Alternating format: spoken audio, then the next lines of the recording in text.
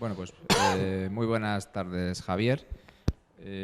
Javier Callejo, profesor del Departamento de Sociología de aquí de la Universidad de Valladolid, el campus de Palencia. Bienvenido y adelante.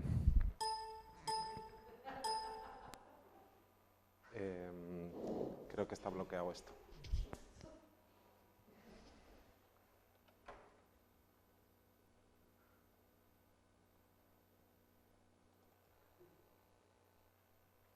Luego me cuentes. No funciona la presentación. Sí. Vale. Buenas, soy Javier Callejo. Gracias a todos por venir y voy a presentar una ponencia, una comunicación sobre un poco, me he querido acomodar lo máximo posible desde mi formación a lo que tratamos en este congreso, un poco enfocado hacia la democracia. El título es Redes sociales de Internet y democracia, la necesidad de desarrollo de la capacidad crítica en la educación superior. A ver, el punto de partida es mi tesis doctoral. Mi tesis doctoral se realizó a partir de 2011, el trabajo de campo, en el movimiento social 15M. ¿Vale? Y estudié un poco las redes sociales durante ese movimiento social.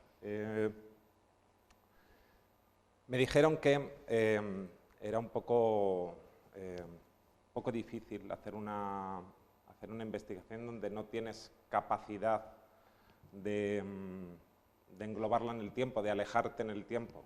Cuando es un hecho muy reciente o que está ocurriendo en el mismo momento que lo estás estudiando, genera problemas. Os digo que creo que muchas de las cosas que hay en mi tesis no valen en el momento actual y casi todas esas cosas tienen que ver con la parte política y con la utilización de las redes sociales por parte de los políticos. Pero también hay otras cosas que sirven mucho y otras cosas que se localizaron en ese punto nos van a servir un poco para analizar el momento actual. El contexto en el que se desarrolló la tesis es un contexto económico durante 2006 empezó la crisis de las hipotecas en Estados Unidos, lo que llevó en 2007 a la crisis subprime y luego en 2008 a la crisis financiera global. ¿Vale? Es un contexto un poco difícil, un contexto de movimientos sociales, pero también es un contexto donde se desarrollaron mucho las redes sociales. Hubo unos movimientos sociales muy importantes, la Primavera Árabe, Spanish Revolution, el movimiento Occupy, y las redes sociales entraron en escena durante esa época. Igual que entraron en escena los movimientos sociales, ahora las redes sociales están entrando en escena en la política y en el discurso político. Hay que dejar dos cosas claras, y cito a Castells, que pone cierta limitación en la influencia de estas nuevas tecnologías. Ni Internet ni ninguna otra tecnología, para el caso, puede ser el origen de causalidad social. Los movimientos sociales surgen de las contradicciones y conflictos de las sociedades específicas y expresan las revueltas y los proyectos de la gente que son resultado de una experiencia multidimensional. Es decir, no es la causa. Las redes sociales no van a ser la causa de que haya un fallo en la democracia ahora mismo.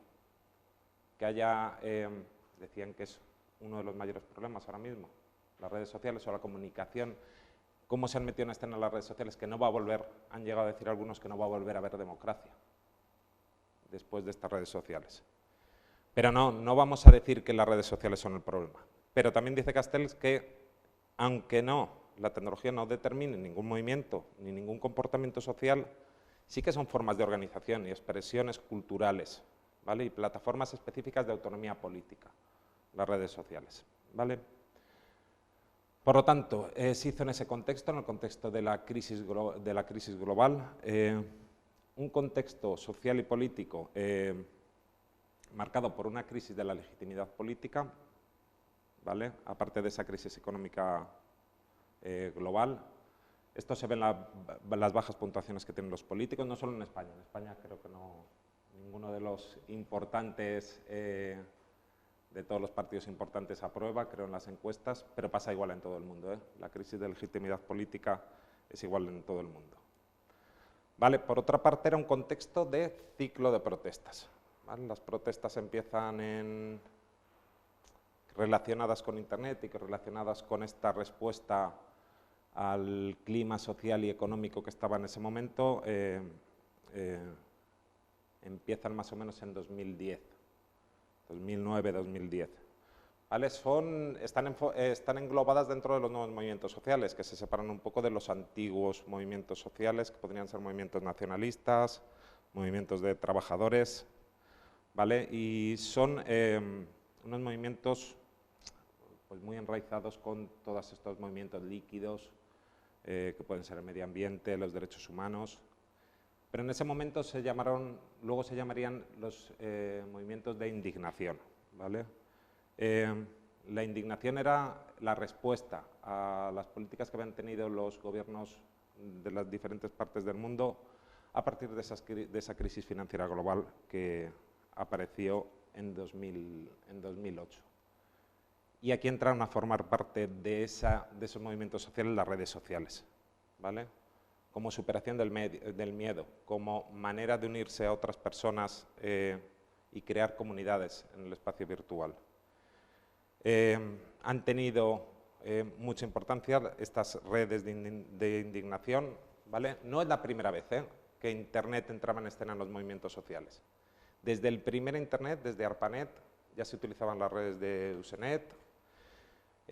Luego hay un caso sintomático o un caso paradigmático, mejor dicho, como es el caso del movimiento zapatista de liberación nacional, que fue el primer movimiento en el mundo que utilizó intensivamente Internet en el año 93, con unos nudos de conexión entre las comunidades zapatistas y determinados grupos de informáticos localizados principalmente en la zona de San Francisco, muy cerca de todas las universidades, Palo Alto y demás, y de todas las empresas tecnológicas, ¿vale?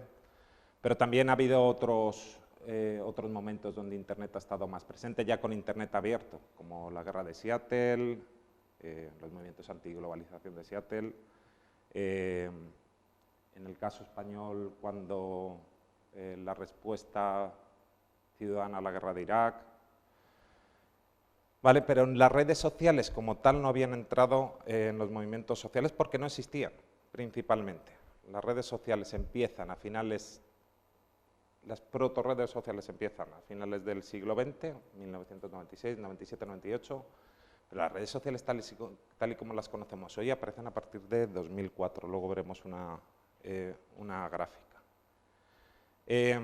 Hay un empoderamiento de la sociedad, hay un empoderamiento político de la sociedad. No son movimientos políticos porque no entran dentro de la esfera institucional, pero tienen un objetivo político siempre. Y esa es la esfera en la que se mueven los movimientos sociales de Internet. Empoderamiento político de la población a través de redes horizontales de comunicación.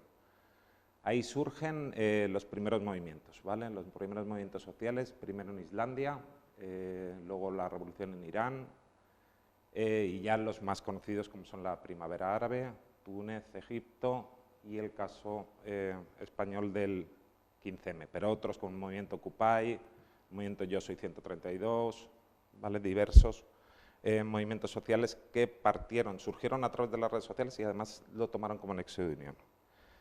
En el punto de vista tecnológico, esta época es la de crecimiento exponencial de Internet. En la primera parte de la apertura de Internet, que podríamos decir que acaba en 2005, hay 1.000 millones de usuarios ya de Internet. Pero de este punto hasta que se realiza el estudio, que se acaba el estudio, hay más de 3.000 millones de personas. Ahora mismo hay 4.000 millones de personas, 4.000 millones y medio de personas que utilizan Internet en el mundo. En lo que se refiere a las redes sociales, Facebook de manera abierta aparece en 2006. Twitter en julio de 2006. En 2011 Facebook tiene 750 millones de usuarios ya. Y Twitter en esas fechas, en el 2011, estoy poniendo esta fecha porque el estudio se hace justo después del movimiento 15M, que fue en mayo de 2011. Y ahí tenía Twitter alrededor de 80 millones de usuarios. Android, cuando hablamos de los teléfonos y de los smartphones, Android aparece en 2007 y iOS también en 2007. Android se presenta en 2007, pero aparece en 2008. Y es un contexto tecnológico donde todavía la política no ha entrado de lleno, sobre todo la política española, no ha entrado de lleno en la utilización de las redes sociales. En ese momento las redes sociales son una herramienta, son cuentas oficiales en las que hay un gabinete que prepara determinadas comunicaciones, pero todavía no se sabía el potencial de las redes sociales. Lo mismo ocurría desde los medios de comunicación de masas. Tampoco se veía tantísima importancia en las redes sociales. Estamos hablando de 2011, 750 millones en Facebook y 80 millones en Twitter. Yo pongo un caso muy claro. El movimiento social de 15M se movió en términos de comunicación entero por redes sociales. Nosotros cuando salimos en el primer momento a la calle enviamos desde Twitter para que se hiciera cobertura de nuestras protestas a los periódicos extranjeros, porque nadie estaba cubriendo en España. En el momento de las manifestaciones, justo cuando empezaron, nadie estaba cubriendo las manifestaciones y había 1 millón de personas en la calle. Y no estaban, y todo eso estaba moviéndose en las redes sociales, ¿vale? Pero nadie estaba al tanto de que eso fuera importante o que se iba a hacer una burbuja tan grande. En cambio, desde el punto de vista intelectual no era así, ¿vale? Los medios de comunicación y los políticos no tenían tanto en cuenta las redes sociales, pero los medios de comunicación sí, digo los medios de comunicación. Los intelectuales sí, ¿por qué? Porque había múltiples estudios en América de cómo había llevado la campaña electoral Barack Obama en 2008. Y los estudios en 2009 y 2010 de la campaña electoral que le llevó a ganar las elecciones eran muy amplios en Estados Unidos. Había llegado ya al mundo intelectual, sobre todo en Estados Unidos, pero aquí no tanto, ¿vale? El jefe de campaña no el jefe de campaña, una de las personas que trabajaban en la campaña en redes sociales de Barack Obama era Chris Hughes, que es uno de los cofundadores de Facebook y del que luego hablaremos porque es bastante importante. Este es el contexto de lo que estaba pasando en ese momento y qué era la política y las redes sociales, la conexión. Vale, a partir de aquí podemos establecer un marco teórico para saber lo que son las redes sociales. Yo hice 2 conceptos, un concepto tecnológico y un concepto más cercano a la sociología. El primero, que sería el tecnológico, serían plataformas web diseñadas para ofrecer a sus usuarios herramientas que tienen por finalidad permitir la interconexión con otros nodos o usuarios, favorecer la interacción entre ellos y facilitar la expansión, el alcance y el entrelazado de las conexiones. Sobre todo en esta época, lo que se quería es que se expandiera la red, que esa red tuviera muchos nodos muy interconectados y que esas interconexiones tuvieran una gran cantidad de interacciones. ¿Por qué? Porque esto es un negocio. Cuanto más grande sea la red, cuanto más interacciones, más información tengo yo, más puedo catalogar a esas personas. Y voy a intentar expandir esa red para llegar a un mayor número de usuarios posibles. ¿Vale? Es eso. Esto dejaría fuera algunas de las redes que tomamos ahora mismo como redes sociales, como es WhatsApp. WhatsApp en sí es una herramienta de mensajería instantánea. No basa su política de negocio en expandir la red, ¿vale? No quiere que entre más gente, nuestros usuarios son los que tenemos en nuestro teléfono. No hay maneras, sí que entra información de otras redes y va pasando por nuestro WhatsApp, pero no es la finalidad expandir esa red. Sí que lo es incrementar las interconexiones, pero no la expansión de la red. Ahí habría un poco de diferencia. Vale, pero por otro lado podríamos hacer una explicación un poco más cercana a la sociología. Y entonces lo veríamos como espacios comunicativos online en red, donde las personas o grupos de organizaciones que forman los nodos pueden establecer interacciones y expandir estas interacciones a otras redes y ser redes conectadas, siendo capaces a través de ellas de generar símbolos que permiten transformar la percepción de la realidad de las personas que interactúan en ellas. Y aquí va a ser donde está el gran potencial en política que hay ahora mismo en las redes sociales. La capacidad de generar simbología, la capacidad de generar percepciones de la realidad, la capacidad de generar emociones dentro de la red, ¿vale? En las redes sociales, en un movimiento social, una de las cuestiones más importantes era cómo generaba emociones, cómo generaba grupo, cómo generaba sentimientos. En España, en las entrevistas cualitativas se llamaba principalmente sentimiento quincemayista. No te sentías parte de un grupo organizado, pero te sentías parte de algo superior. ¿Vale? Es eso que no se estaba aprovechando en ese momento desde la política, se aprovecha ahora mismo, profundamente. Vale, aquí he puesto una gráfica de cuando empezaron las redes sociales. Podríamos decir que empiezan en el 97, como idea de red que genera esos nodos, esas interconexiones y demás. Y como vemos, LinkedIn es 2003, MySpace 2003, pero tenemos aquí Facebook a finales de 2006, septiembre de 2006, está abierto para todo el mundo, y Twitter, junio de 2006, está abierto para todo el mundo. Todavía no aparecen otras plataformas que ahora mismo son muy importantes. ¿Vale? El crecimiento de estas redes es muy rápido. Ya hemos dicho cuáles son 5 años después los datos de esas redes. Pero bueno, es para que nos centremos un poco en que los movimientos sociales que aparecen a partir de 2009 pueden utilizar redes sociales que están hechas hace nada. Vale. Esto va a ser diferente al contexto actual. El contexto actual, desde el punto de vista tecnológico, es de penetración total de las redes sociales, de penetración total de las tecnologías. Twitter se ha estabilizado en los 300 millones de usuarios, en más de 300 millones de usuarios. Facebook está por los 2.200 millones de usuarios. Más de 3.000 millones de personas en el mundo utilizan smartphones. Y las tarjetas SIM superan, tarjetas SIM utilizadas por personas, no tarjetas SIM que llevan incorporadas aparatos, superan el número de personas en el mundo. Hay más de 7.000 millones de tarjetas SIM operadas por personas. Esa es la profundidad que ha llegado a tener la tecnología. En nuestra sociedad, polarización en todo el mundo. Se ha polarizado las opiniones. Ha habido un relativo retroceso de los movimientos sociales. Estamos en un declive del ciclo de protestas, en los términos que decía Sidney Tarrow. Y una de las causas que se localizan en un momento es la multiplicación de fórmulas políticas. Han aparecido un gran número de partidos políticos y, por lo menos en España, los movimientos sociales o la labor social deja en manos, o ha dejado durante un tiempo en manos de los políticos esos intentos de consecuciones sociales. En el caso español, Podemos se llevó un poco esa idea del movimiento social que había habido en la calle en el 15M, llevarlo a las instituciones, y a la vez la gente, pues eso, ha retrocedido en ese ciclo de protestas, está en un momento de declive, dejando en manos un poco de los políticos estos movimientos sociales. Han repuntado algunos, ¿vale? Dentro de los nuevos movimientos sociales ha repuntado, por ejemplo, la ecología. Todos estamos viendo los Friday for Future de Greta Thunberg, o, por ejemplo, también, que ya en ese momento estaba un poco subiendo el movimiento animalista, que en España está teniendo bastante importancia.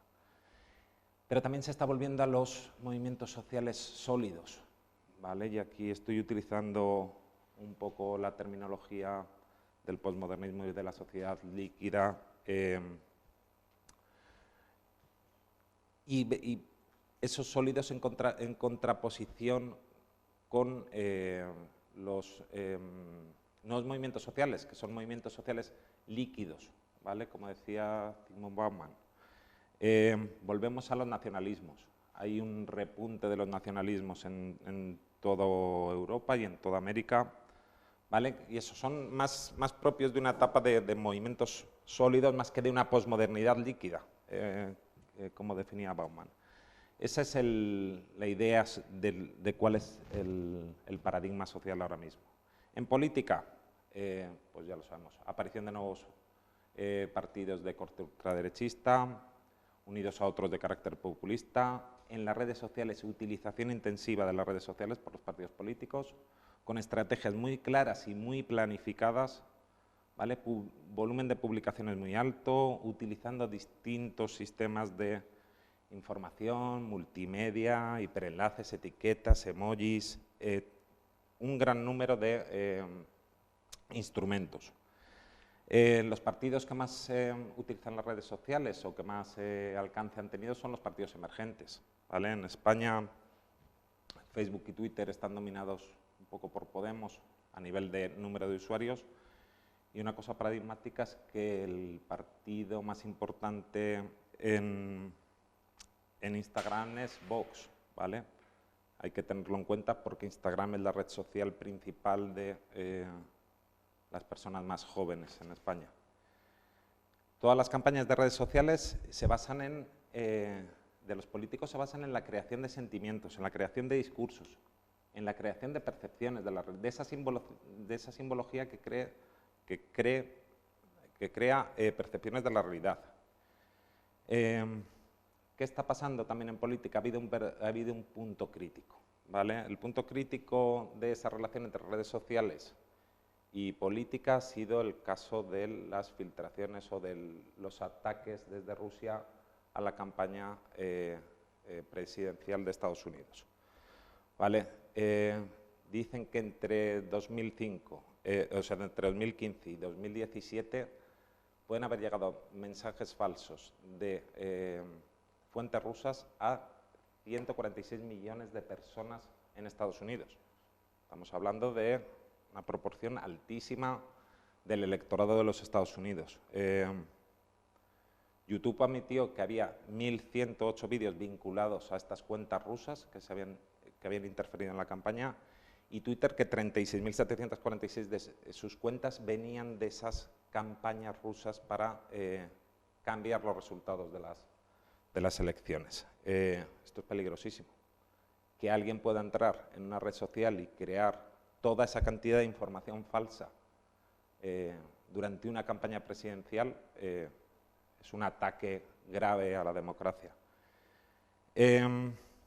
Por otro lado, también ha habido un punto de inflexión en cómo nos tomamos en serio el problema de las redes sociales en la política, y es el artículo que Chris Hutz, del que ya habíamos hablado antes, que estaba en la campaña de Obama y fundador de Facebook con Zuckerberg, expuso en el New York Times en el 2019, donde dijo que había que romper Facebook, que era el momento de romper Facebook, que no se podía seguir con ese monopolio de Facebook.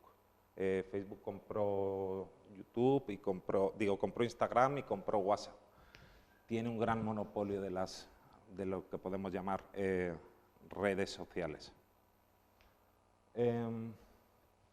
¿Cuáles son los riesgos? Vale, esa fue una alerta total. Tenemos que acabar con esto.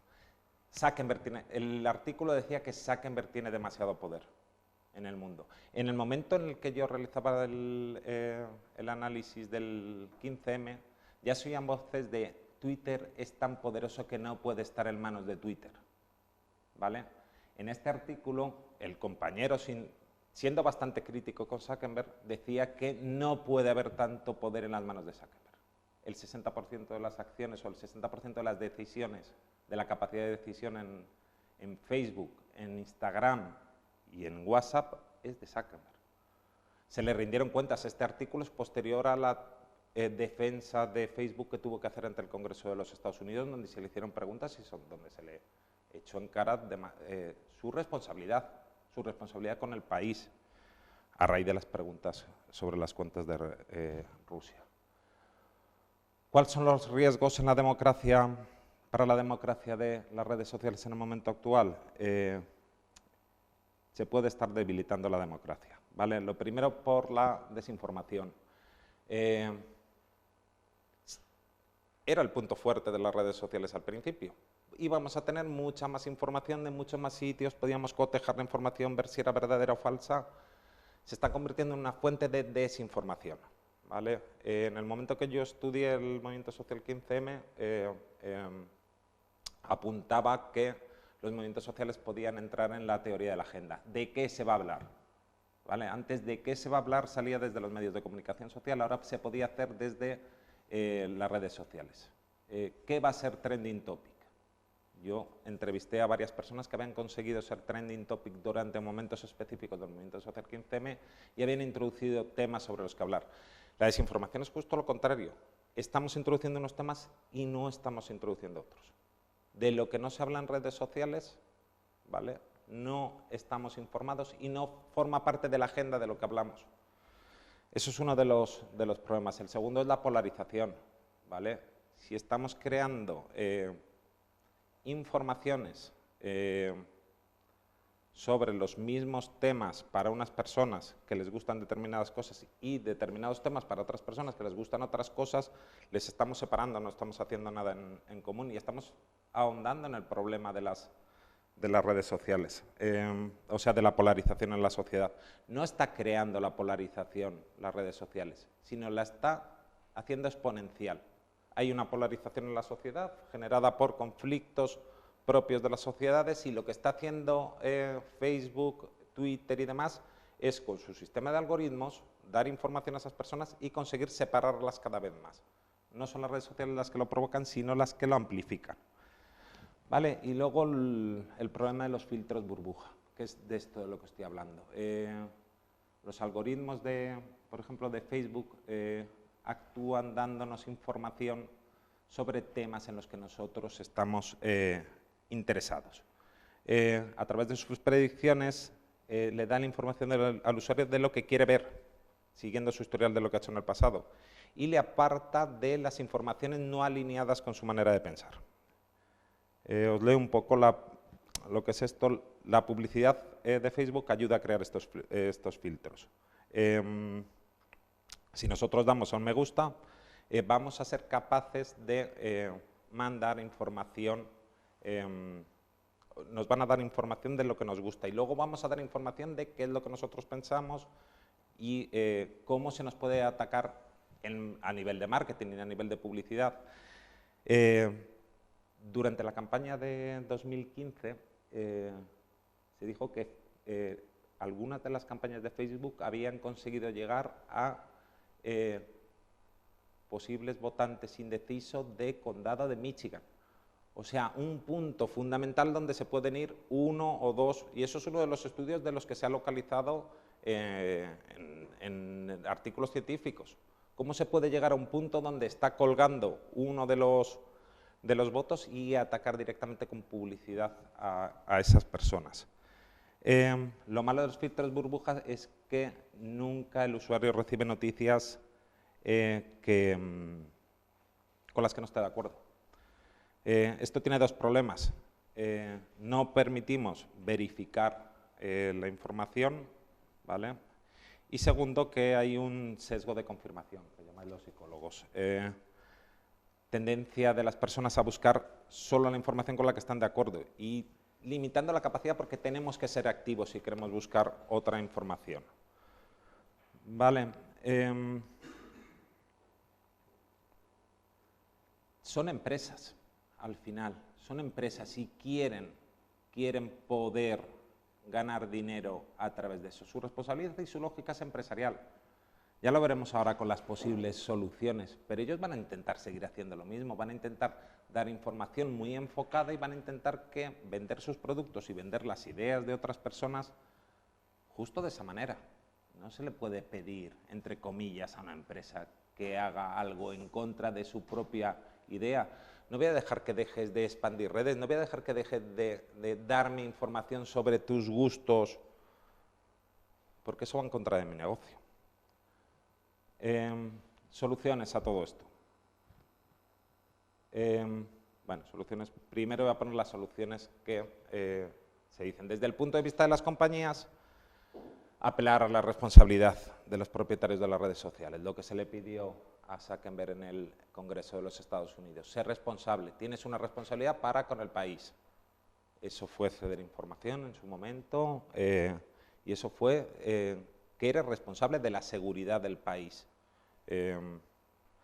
Cambios en la programación de los algoritmos para detectar este tipo de informaciones falsas y fraudulentas. Transparencia para medir para medir o decirnos quién paga los anuncios, saber quién hay detrás de lo que estamos viendo, ¿vale? Y hacer otra serie de herramientas que tienen que ver ya más con el algoritmo, donde se rechacen las informaciones que puedan ser tomadas como falsas y demás.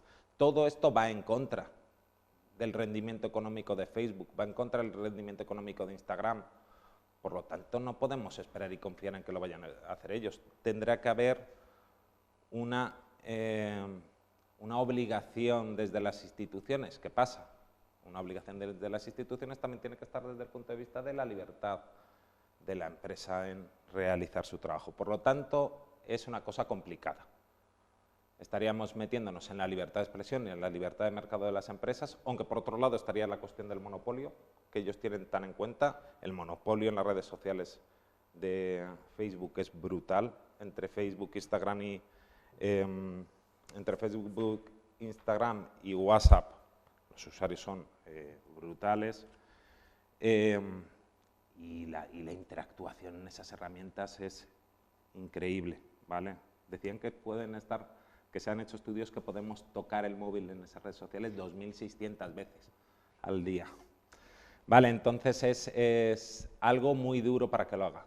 ¿Cuál es una solución? Y aquí lo enlazo con el Congreso en el punto de vista de la educación. Educar en la crítica, en la visión crítica y en la visión autocrítica. Los estudios que nosotros estamos realizando en clase es de cuando están los alumnos viendo contenido multimedia, cuando están viendo contenido en redes sociales, no tienen la posibilidad, o sea, no tienen una visión crítica de lo que están leyendo. Ven lo que les gusta, Facebook les ofrece lo que les gusta, Instagram les ofrece lo que les gusta, ¿vale? Y directamente lo que le llega de otras maneras de pensar lo rechaza, sin más. Y me está llegando principalmente información que me apetece que me venga, ¿vale? Porque así está programado el algoritmo. Vamos a poner nosotros desde el punto de vista de la educación esa crítica, esa capacidad de autocrítica, ¿vale? Y tenemos las herramientas. No es que tengamos las herramientas, tenemos los objetivos. No es que yo lo diga ahora como una reacción, que también lo voy a decir luego. Pero lo tenemos en los currículos docentes. Este es el currículum docente de educación social. Desarrollar en los estudiantes la capacidad crítica y la responsabilidad ética ante el análisis de las realidades sociales. Y en las competencias tenemos que desarrollar la capacidad crítica y autocrítica. Este es la guía docente de educación social en Palencia. Por lo tanto, lo tenemos que hacer. Lo tenemos que hacer. Y además tenemos el problema. Ellos están 6 horas, ¿cuántos? Al día, 6 horas al día en redes sociales y no tienen capacidad de crítica ni de autocrítica. Pues nosotros aquí tenemos el espacio y nos lo dice además la guía docente. En la de primaria, lo mismo, en los objetivos de primaria, mantener una relación crítica y autónoma respecto a los saberes, valores e instituciones sociales públicas y privadas. Con respecto a la política también. Y en las competencias en la materia de enseñanza y aprendizaje de las ciencias sociales tenemos la de fomentar la educación democrática de la ciudadanía y práctica del pensamiento crítico. Vamos a llevarlo a cabo en clase. Lo mismo en el de educación infantil. Estos son los 3 grados de Palencia en educación. Aplicar en el aula de modo crítico las tecnologías de la información y la comunicación. Directamente ya en lo que estamos hablando. Y generar competencias de capacidad para analizar e incorporar de forma crítica el impacto social y educativo de los lenguajes audiovisuales y de las pantallas, así como las implicaciones educativas de las tecnologías de la información y la comunicación, y en particular de la televisión en la primera infancia. Capacidad de analizar los datos obtenidos, comprender críticamente la realidad y elaborar un informe de conclusiones, ¿vale? Por lo tanto, creo que tenemos la obligación, ya no solo por el mandato académico. Tenemos la obligación de reaccionar a lo que vemos en la sociedad. Si creemos que están difundiéndose informaciones falsas a través de las redes sociales y que nuestros alumnos no son capaces de tener una visión crítica de esas informaciones, vamos a hacer que lo hagan. Yo os pongo un ejemplo y tiro el guante para que alguien lo coja. Yo me he dado cuenta que esta eclosión de la ultraderecha en España ha creado unos sentimientos que tienen que ver con el nativismo, con el asimilacionismo, con el etnocentrismo, que van en contra del respeto a la diversidad cultural. Pues tenemos un campo muy bonito que es el de proyectos de innovación docente, donde podemos reaccionar a esas circunstancias que pasan en la sociedad. Nosotros hemos presentado un proyecto que nos han dado sobre este tema y creo que estamos en la responsabilidad ética de reaccionar a lo que pasa en nuestra sociedad. Y pongo dos casos a mayores. Tenemos que potenciar que los alumnos sean críticos con su labor como docentes. Me decía esta mañana José Miguel, después de su ponencia, ¿tú crees que somos críticos en la universidad?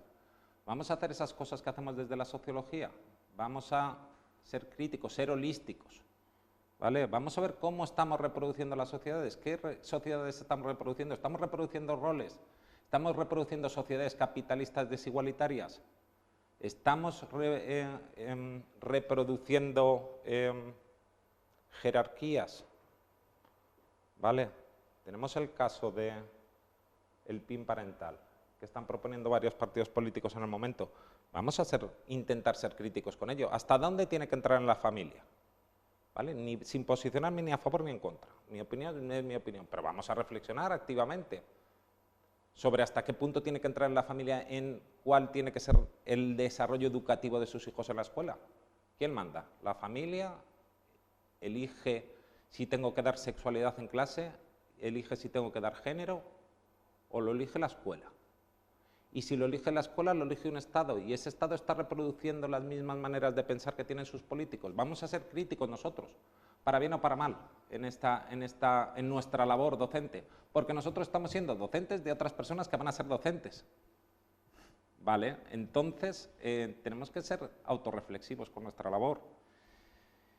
Y por último voy a hacer un comentario sobre informaciones falsas que aparecen a través de las redes sociales y que determinados partidos políticos intentan colar en la sociedad y que no somos capaces de, o la gente que no está metida directamente en cuestiones como sociología no son capaces de entender. Y es el caso de la ideología de género. Partidos de ultraderecha en España han empezado a cuestionar que en la educación se daba una ideología de género y que el género no existía, que todo es sexualidad. Cualquier persona que sepa nada de sociología, una mínima pizca de sociología, sabe que el género es una construcción social, a partir del sexo, más o menos, pero es una construcción social. Por lo tanto, no es una cosa que se haya inventado nadie. No hay una ideología de género. Podrá haber referencias hacia un lado y hacia otro, pero la ideología, el género es una construcción social, separada o cercana, pero es una construcción social al sexo. Por lo tanto, vamos a vamos a ser críticos con todas las informaciones que aparecen por redes sociales y demás. Esto es un caso claro. Mucha gente ahora mismo en España cree que el género es algo que nos han metido ideológicamente partidos de determinado rango político. No, el género es una construcción social por definición en sociología. Por lo tanto, vamos a ser capaces de que nuestros alumnos sepan leer esas noticias y sepan que criticarlas y hacer una labor crítica. Es una idea que presento aquí. Pues hasta aquí. Muchas gracias.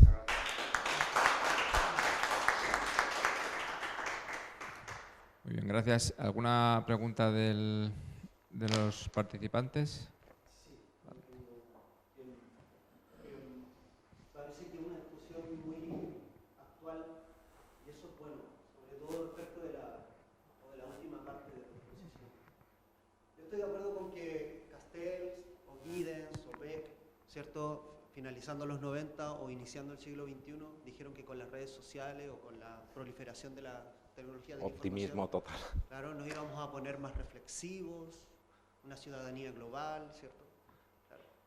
Pero al parecer hay manifestaciones humanas que son universales, que no tienen que ver con las tecnologías mismas, sino como con nuestra forma de ser humanos, ¿verdad? Y con el egoísmo, el individualismo y otras cosas, también para bien o para mal, digamos. Entonces, yo lo digo de esta manera porque Internet fue una construcción como sistema de defensa del Pentágono. En un contexto, digamos, de sociedad, o mejor dicho, en un contexto de racionamiento militar o militarizado, ¿vale? Y a partir de eso, con la proliferación de las redes sociales, se nos dijo que era para mantener una mayor conexión o interacción, ¿cierto? Más allá de la presencia, del estar presente, ¿no? Del aquí y ahora de Berger y Luhmann, ¿cierto? Sino más bien global, ¿verdad?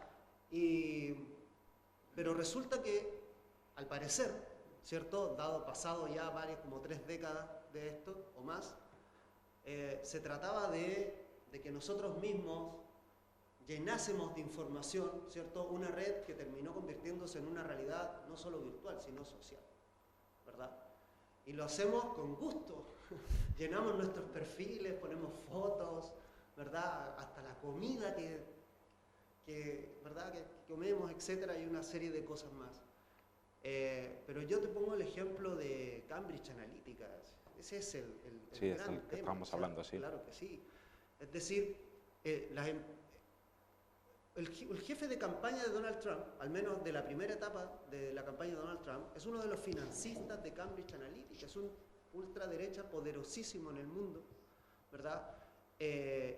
Y la empresa que generó esta tecnología, digamos, que utiliza estos algoritmos, ¿cierto?, para hacer predicciones de comportamiento psicológico y electoral, antes de hacer Cambridge Analytica había hecho solo proyectos militares en Estados Unidos y en Israel. Es decir, la tecnología para muchos es considerada también un arma en ese sentido. Tú bien decías la cantidad de veces que nosotros interactuamos vía redes con el móvil o el computador, ¿cierto?, en un día. Cambridge Analytica, para la campaña de Donald Trump, tenía contabilizado casi 5.000 interacciones puntuales por persona en Estados Unidos. Y logró hacer esta separación entre demócratas duros, republicanos duros, y a los indecisos los bombardeó, ¿verdad?, de noticias muchas veces falsas, ¿cierto?, a propósito de... Pero claro, o sea, no es una empresa neutral, era una empresa de derecha, ¿verdad?, que buscaba generar toda una transformación, digamos. Ahora, el tema está en que lo que hizo Cambridge Analytica, que después Zuckerberg tuvo que dar explicaciones también por eso, ¿cierto? El dueño de Amazon tuvo que dar explicaciones, fueron multados, ¿cierto? Más allá de que dicen que se cerró Cambridge Analytica, pero que a veces que es cierto, la tecnología ahí está, la tecnología queda, ¿cierto? Está instalada. Resultó ser que esta tecnología, esa misma empresa inglesa, ¿verdad?, la utilizó en países africanos antes de... La probó, por decirlo así, en países africanos, ¿cierto?, de bajo impacto mundial. Después lo hizo con el Brexit. Sí, totalmente. ¿Sí? Y una vez que con el Brexit quedó comprobado que funcionaba, porque de hecho se votó, ¿cierto?, y todo eso, la llevó a la campaña de Donald Trump. O sea, para mí eso es tremendamente preocupante. ¿En qué sentido? Que la web, como tú lo estás muy bien señalando, ahora es un espacio de disputa política, pero donde hay una hegemonía de un sector político. No es un espacio de disputa equilibrada, a eso me refiero. En mi país, los partidos de derecha y de ultraderecha, en vez de presentar sus comandos, digamos, sus equipos de campaña, ¿verdad?, presentan sus equipos tecnológicos. Y ahora se han instalado un par de empresas que están aplicando la misma tecnología de Cambridge Analytica a través de estos algoritmos, ¿cierto?, para la predicción. Eso es lo que me preocupa. ¿En qué sentido? En que es un espacio, es un mundo, digamos, virtual, que siempre desde un inicio le perteneció a aquellos poderosos que quieren hacer del mundo una especie de espacio militarizado, ¿verdad?, para la obtención de ganancias, etc. Y el último dato que digo, que obviamente hay que checarlo, ¿cierto?, pero más o menos dice esto, el tema está en que nuestras interacciones en redes sociales ahora son un producto de tráfico. O sea, nosotros, claro que sí, nosotros sabemos que a nivel legal las ganancias en el mundo, ¿cierto?, más altas están en las petroleras todavía, ¿verdad?, a nivel legal, digo. No ilegal, que son las armas, la droga, ¿cierto?, y la trata de personas. Pero, según entiendo, en 2018 el año pasado, ¿cierto?, inicios de este año, las ganancias de Google, de Amazon, de Facebook, habían sobrepasado incluso a las petroleras. Sí, sí. Y hay quienes van a pagar mucho dinero por aquello que hizo Zuckerberg o por aquello que hizo el dueño de Amazon, que fue vender nuestros datos, ¿verdad? Y más allá de que eso se regule, según dicen algunos, nosotros sabemos en realidad cómo es el mundo, ¿cierto? Y la desregulación es total. Dentro de todo esto, lo que me preocupa a mí es que no es una disputa equilibrada. Si bien los movimientos sociales utilizan las redes sociales, las utilizan para comunicación, pero los partidos de ultraderecha y los poderosos en el mundo utilizan las redes sociales para desinformar a la población, ¿cierto? Y para bombardear de noticias falsas, para provocar descalabros políticos en ese sentido. Así que no, yo considero genial lo que tú has presentado ahora y que lo hayas conectado con estas soluciones pedagógicas, ¿verdad? Porque claro, no todos estudiamos ciencia social y nos vamos a meter con interés en estos temas, ¿cierto? Y hay mucha gente que hace de esto, o sea, imagina, ya ni siquiera podemos vivir desconectados, ¿verdad? Seríamos especies de ermitaños sociales, ¿cómo decirlo? Entonces, pareciera que es una necesidad, pero la están utilizando en contra nuestra y eso es preocupante. Así que, no, felicitaciones y gracias. Bueno, muchas gracias.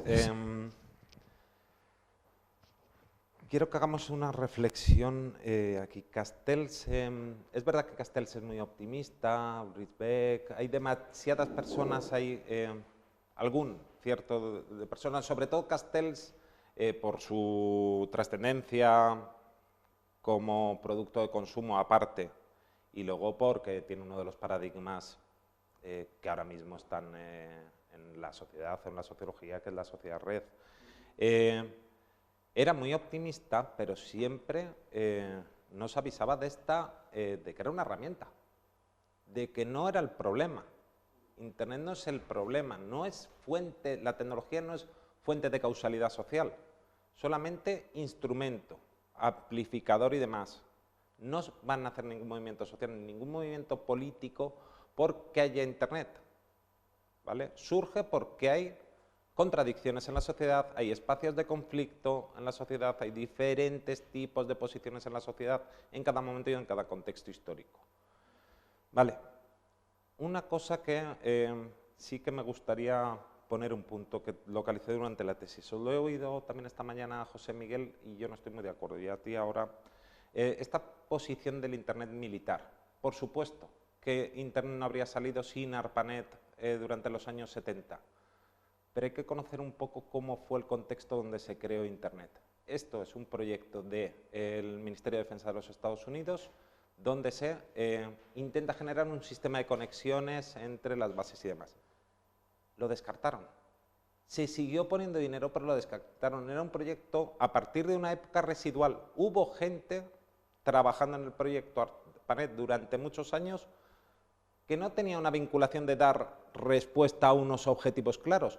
No se supo desde el Ministerio de Defensa cuál era el potencial de lo que hoy llamamos Internet. No tenían ni idea de cuál era a lo que habíamos llegado ahora. Ellos se lo tomaban como un sistema, pues como los de codificación. Al final podemos hacer una conexión entre dos puntos sin que los rusos nos lo cojan en la Guerra Fría.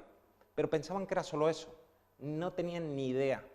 Y esto se demostró en la libertad que tuvieron, los diseñadores de Internet. No es un proyecto empresarial tampoco las empresas creyeron en Internet al principio, estoy hablando de los primeros 70, ¿vale?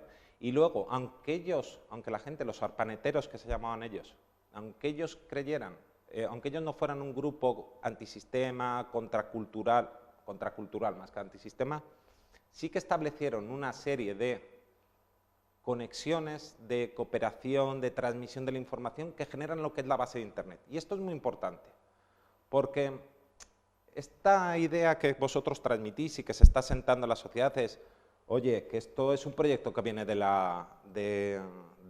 Ministerio de Defensa, ¿qué os pensabais que iba a ser?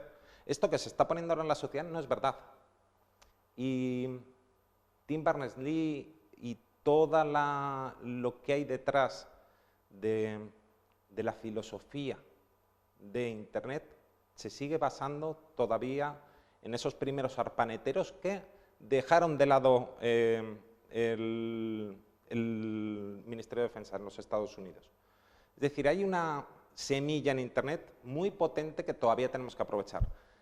Con eso quiero decir que no desechemos Internet, redes sociales y demás, no criminalicemos a Internet cuando Internet es una de las mejores cosas que nos ha pasado en la historia. Es el cambio, uno de los cambios principales en nuestra sociedad.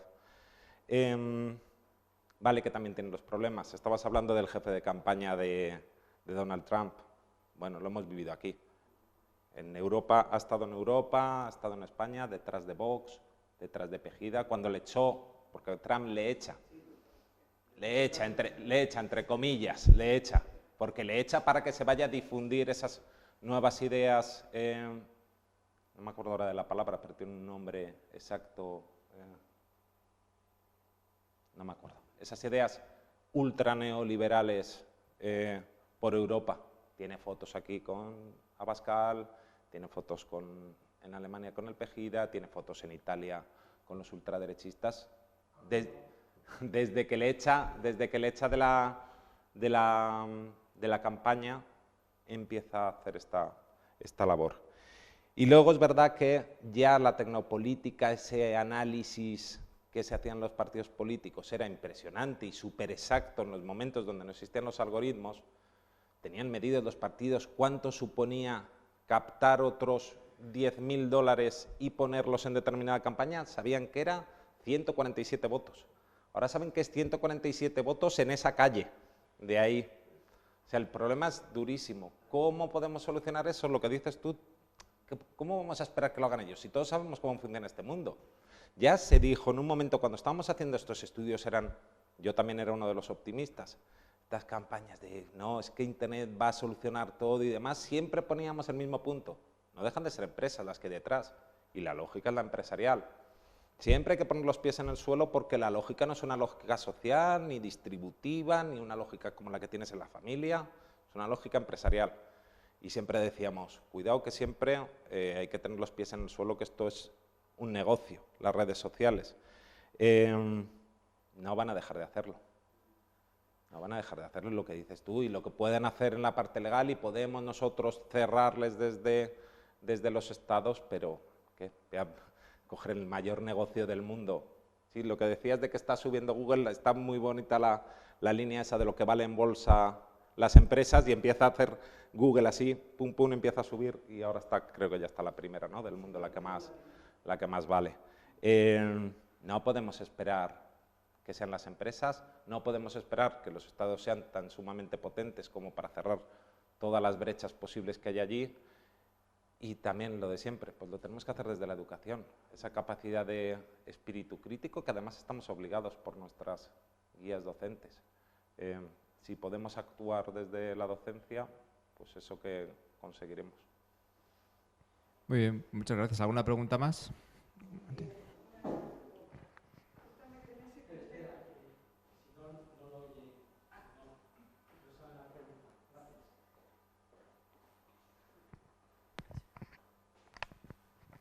Justamente en ese contexto, ¿no?, en que aparentemente una de las soluciones estaría desde el área de educación.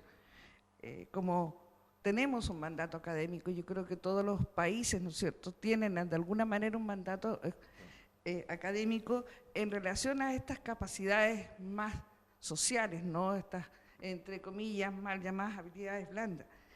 Pero cuando hablamos, ¿no es cierto?, de una capacidad crítica, cuando hablamos de la responsabilidad ética que tenemos para formar, no podemos evitar que eso pasa por la propia ideología, el propio pensamiento, marco conceptual, espiritual que tiene el docente. Entonces, ahí también hay otro tema, que es primero el huevo de la gallina, ¿no? Es cómo yo, como docente, asumo que debo formar en ello más allá de mí.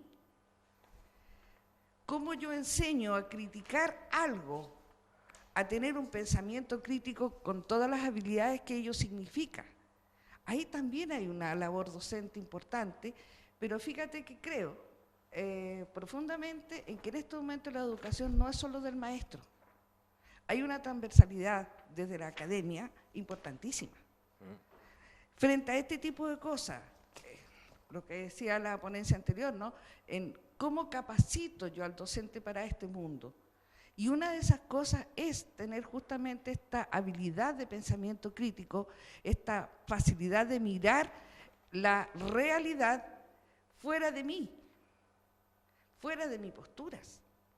Porque si no, es sumamente fuerte y grave, porque podemos empezar una concientización que también es peligrosa. Entonces, ¿cómo trabajamos como docentes esta capacidad crítica para que no quede en el papel? Son habilidades que también hay que desarrollar, y esas se desarrollan, a mi juicio, humildemente, con una mirada más interdisciplinar que solamente pedagógica. Me gustaría escuchar tu opinión. Pues te voy a decir, lo tenía apuntado eso mismo, no sé dónde lo he metido, pero hice esa misma reflexión. Claro, confiamos en el docente, en el que el docente haga su propia capacidad de crítica y autocrítica sobre su labor. Dejamos a la academia en sí que también ponga barreras. Es muy complicado de llevar a cabo. No sé cómo se puede hacer, no sé cómo se evalúa y cómo se evalúa desde un punto de vista cualitativo esa capacidad de crítica y autocrítica que nosotros tenemos. Yo lo intento, sé cuáles son mis ideas, pero, por ejemplo, yo les pongo un caso muy claro. En la asignatura de tercer sector les hago un cuadro y les digo, esto es la familia, esto es las empresas, esto es el Estado y esto es el tercer sector. Digo, y aquí están las necesidades sociales. Digo, hay que cubrirlas. Digo, me da igual cómo lo hagáis. Digo, si os acercáis al Estado, pues seréis más de izquierdas. Si os acercáis más a las empresas, igual sois más de derechas. Si os acercáis más en el tercer sector, seréis más liberalistas. Me da igual. Lo que quiero es que las necesidades de la sociedad estén cubiertas. Si hemos hecho un contrato social entre las partes en asumir unas sociedades, me da igual, yo tengo unos pensamientos de una posición, tú les puedes tener de otro. Lo que nos tenemos que poner en común es lo que llamaban la sociedad imaginada. Tenemos que ponernos en común en algo. ¿Qué más me da que tú seas de derechas, que yo sea de izquierdas, que tú seas liberal? Nos tendremos que poner en común hay que resolver unas necesidades básicas que son iguales para todos en las sociedades. Yo creo que mi postura es que desde la izquierda se pueden hacer de una mejor manera. Otra persona pensará que es desde la derecha, otra persona pensará que es desde el enfoque liberal. ¿Qué más da? Lo importante es la resolución de las necesidades. Si no tenemos esa sociedad imaginada, esa sociedad compartida, no lo vamos a lograr. ¿Qué pasa? Las redes sociales y lo que estamos hablando ahora y el contexto político en el que estamos ahora es el de polarización. En ningún momento vamos a crear esa circunstancia central en la que nos podemos poner de acuerdo. Da igual, hazlo desde la derecha, desde la izquierda, vamos a ser críticos con nosotros mismos, a dónde se puede llegar, dónde no se puede llegar, pero resuelve esas necesidades básicas de las personas. Ya veremos cómo lo haremos, vamos a llegar a un objetivo común, vamos a cooperar entre nosotros. Y luego me ha gustado también lo de la interdisciplinaridad, porque nosotros, Jesús y yo, estamos haciendo un estudio llevamos años haciendo un estudio sobre la formación STEM en toda la docencia. En toda la docencia, sean de las carreras que hay, tienen que estar insertados estas competencias, esta capacidad de autocrítica. Si yo estoy haciendo ingeniería química o farmacéutica y estoy desarrollando, tendré que tener la capacidad autocrítica de saber qué estoy haciendo, a dónde estoy llegando, cuáles son los objetivos de mi investigación o de mi ciencia o de mi trabajo, ¿vale? La filosofía, que debería estar como principal carrera en el siglo XXI para poner límites y encauzar el crecimiento tecnológico que vamos a tener en estos 20, 30 años. Es difícil. Sobre la pregunta y la intervención, que me parece muy interesante, quizás este siglo XXI y en relación al evento también se caracteriza por algo fundamental, que es la indecisión o el punto de inflexión y el cambio en muchos de los paradigmas tradicionales que vivían nuestras sociedades, ¿no? Desde la familia, desde el empleo, desde la propia educación y desde otro ámbito de socialización que son las redes sociales, ¿no? De repente, todos estos espacios que antes generaban certidumbre en las personas, ahora mismo están asociados a un nivel de incertidumbre muy importante, ¿no? El ámbito educativo, ante los modelos de educación y las perspectivas educativas del siglo XXI, está en transición y de alguna manera en cierto quiebre, porque quizás nuestros modelos educativos no están pudiendo adaptarse a las necesidades formativas de un futuro ya no muy lejano, sino muy próximo, ¿no? En términos inclusive biológicos, cuando ya hay genetistas que nos están diciendo que en las próximas décadas los seres humanos tendrán la oportunidad de decidir cuánto tiempo van a querer vivir, ¿no? Entonces, en ese sistema de ambigüedad, también las redes sociales como espacio de socialización, que aparece de manera abrupta, lo hemos visto hace muy pocos años, pero que tiene gran influencia en nuestras conductas, en nuestro pensamiento y en nuestras formas de entender la vida, y que no sabemos hacia dónde va tampoco, ¿no? Entonces, quizás una de las características, pienso yo, de este siglo XXI es la cantidad de transformaciones que estamos viviendo en todos estos espacios tradicionales de socialización, lo cual hace muy difícil predecir, digamos, el tipo de influencia que van a tener todos estos aspectos en el desarrollo futuro de las personas, ¿no? Y en principio, pues uno lo ve pues como desde la montaña rusa, que está a punto de bajar por una, bueno, cuando sube hasta arriba y de repente pues se encuentra ante un espacio incierto, que puede ser optimista o puede ser pesimista, puede ser de derechas o de izquierdas, depende también de muchos de los prismas y los ángulos de los que se ve, ¿no? A nosotros en el sistema educativo nos toca afrontar todo ese desafío y nos toca poder buscar pautas y intentar encontrar algunas certidumbres, sobre todo por lo que nos toca, ¿no? Como docentes y como futuros o presentes formadores de generaciones. Y creo que el debate es apasionante y lo veremos además cómo se precipita en los próximos años, ¿no? Me gusta, lo quiero enlazar esto que has dicho. Lo siento por extenderme, lo quiero enlazar con algo que creo que dijo ayer Héctor en su ponencia, que estamos reflejando sistemas educativos y sistemas sociales que tienen que ver con los sistemas de trabajo y de empleo.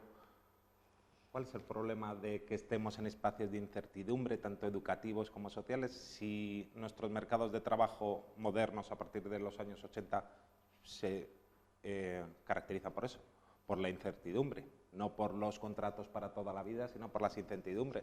Al final nos está educando y socializando en lo mismo que vamos a vivir en el mercado de trabajo, incertidumbres.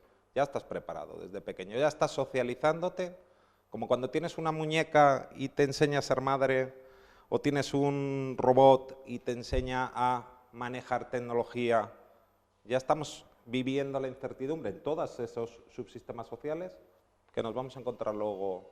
Nos va a parecer raro cuando cambiemos de trabajo, cuando no haya certidumbres en el trabajo, cuando tengamos que hacer formación para toda la vida, cambiar cada vez a áreas cercanas o áreas novedosas y no profundizar en nuestra propia... No sé, son cuestiones que yo tengo en la cabeza y que estaría bien profundizar más en ellas. Sí.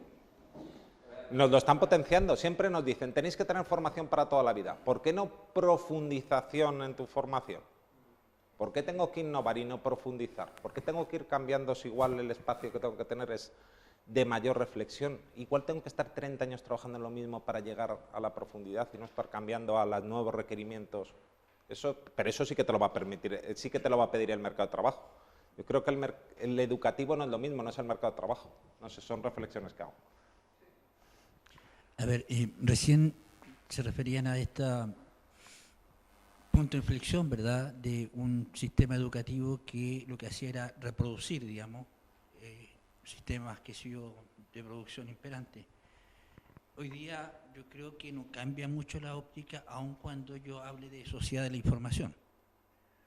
Incluso cuando tú dices este nuevo, digamos, contexto de la incertidumbre, estamos educando también para un contexto de incertidumbre. O sea, yo creo que la educación siempre está llegando como tarde, ¿ya? Está llegando como tarde. Entonces, seguimos reproduciendo en vez de ser, qué sé yo, un movimiento transformador. Claro. Y para ser transformador hay que ser adelantado. O sea, ser capaz de visionar lo que va a ocurrir. En vez de leer los acontecimientos, ¿verdad? Y ver cómo, de alguna manera, nos incorporamos, ¿verdad? Cómo, qué sé yo, de alguna manera nos ajustamos a eso que ya ha ocurrido. Y ocurre, ¿verdad? Esas cosas que ocurren no son producto de lo que la educación está proporcionando, sino normalmente de lo que los grupos de poder, los grupos económicos, etcétera, están haciendo que se plasme y que en el fondo no cambian mucho. O sea, cambian ciertas formas, ¿verdad? Pero en esencia es seguir reproduciendo, ¿verdad?, sistemas de desigualdades. Para tener capacidad de transformar, necesitamos tener capacidad de criticar y autocriticar. Es que es la base principal. Lo que estamos normalmente haciendo es adaptándonos a circunstancias que pasan en nuestro entorno y al final nuestra adaptación es simplemente reproducir circunstancias que están pasando alrededor, sin más, sin tener una cuestión de crítica, de empezar a profundizar de por qué ha cambiado esto.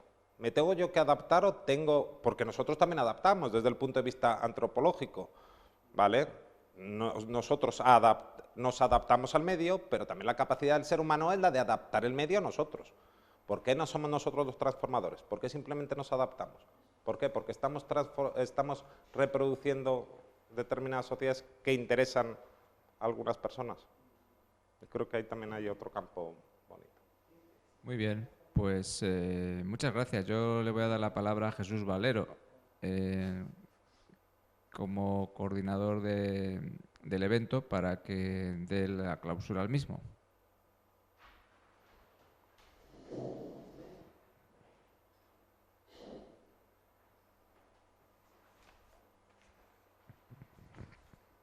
Nada, buenas tardes a todos y a todas y nada, muchas gracias por haber asistido aquí, tanto a nivel físico, como he estado en esta sala, como aquellos que habéis estado online a través de la dirección streaming. Y bueno, pues nada, esperemos que con esto se aporten nuevas ideas, sirvan para proyectos, para publicaciones o para debatir. Pero bueno, la cuestión es que sigamos avanzando en este tema, que para nosotros es importante. Y bueno, pues nada, muchas gracias. Y nada, esperemos al próximo, a ver cuándo es. Nada, muchas gracias a todos.